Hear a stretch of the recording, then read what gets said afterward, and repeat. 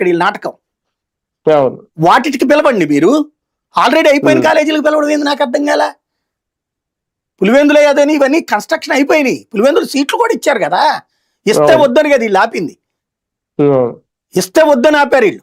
భారతదేశంలో ఇంత నిస్సిగ్గుగా మెడికల్ సీట్లు వస్తుంటే వద్దని చెప్పినటువంటి ప్రభుత్వం భారతదేశంలో ఎవడూ లేడు. ఇంత సన్నాసులు ఎవడూ లేడు. మా సీట్లు వద్దన్నోడు. పాడేరు కూడా వద్దంటే నువ్వు తీసుకోవాల్సిందే కేంద్రం, ఎస్టీ ఏరియా కదా.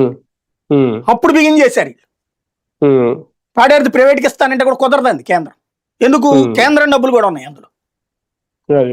కొన్ని కేంద్రం ఇచ్చింది డబ్బులు, గిరిజన ప్రాంతాలకు కేంద్రం ఇస్తుంది. ఇప్పుడు వీళ్ళని ఆ 30% కేంద్రం ఇచ్చేది గిరిజన ప్రాంతాలకి, ఈ మిగతా వాటికి అది ఇవ్వదు. ఇక్కడ సమస్యల్లో ఏంటంటే మెడికల్ కి సంబంధించిన దాంట్లో ఈ చెప్పే వాదన ఉంది చూడండి, అసహ్యంగా ఉంది, చేదరించుకునేలాగా ఉంది. పదే పదే ఇప్పుడు నిన్న ఆయన పివి రమేష్ అంతకుముందు మెడికల్ చేశాడు సెక్రటరీ, ఆయన చెప్పుకొచ్చాడు వీళ్ళకి ఇచ్చే ఆ 30 ఏళ్ళు 33 ఏళ్ళు 1,50,000 కోట్ల రూపాయలు వాళ్ళు సంపాదించుకుంటారు కాలేజీలో. 1,50,000 కోట్లు ఈ 10 మెడికల్ కాలేజీల సంబంధించి. అంటే అది ప్రజల సంపదే కదా, వాళ్ళకి దోచిపెట్టడమే కదా. అసలు నాకు అర్థం కానిది ఏంటంటే మెడికల్ కాలేజీ ఉంటే నీ దగ్గర గవర్నమెంట్ మెడికల్ సీట్లు మన రాష్ట్ర పిల్లలే కదా బాగుపడేది, మన రాష్ట్ర పిల్లలే కదా బాగుపడేది. ప్లస్ ఆ చుట్టుపక్కల ప్రాంతం